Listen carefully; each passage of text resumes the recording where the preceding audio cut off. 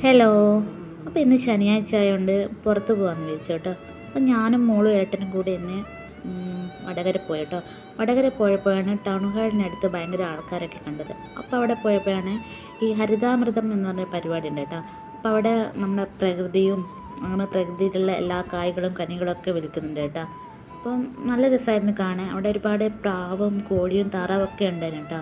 അപ്പം മിഴിമോക്ക് ഇതൊക്കെ കണ്ടപ്പോൾ ഭയങ്കര ഹാപ്പി ആയിട്ടോ. അവിടെ ഇതിന് മുന്നേ ഒന്നും കണ്ടിട്ടില്ല. അപ്പോൾ കോയിനൊക്കെ കാണുമ്പോൾ എന്തോ ഒരു സംഭവമൊക്കെ പോലെ തോന്നി. അങ്ങനെ ഞങ്ങൾ കുറച്ച് പച്ചമുളകിൻ്റെ തൈയും പിന്നെ തക്കാളിയും തൈയൊക്കെ വാങ്ങി.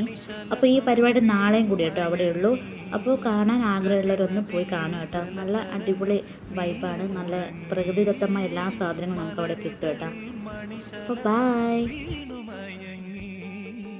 രതിനദിയിൽ ജലതരംഗം നീലെ മുഴങ്ങി നീറുമെൻ പ്രാണനിൽ നീ ആശതൻ തേനൊഴുക്കി നീറുമെൻ പ്രാണനിൽ നീ ആശതൻ തേനൊഴുക്കി പുളകമുകുളമേന്തിരാഗവൃന്ദാവനം വൈശാഖ സന്ധ്യേ നിൻ ചുണ്ടിലെന്തേ അരുമസഖിതൻ അധര കാന്തിയോ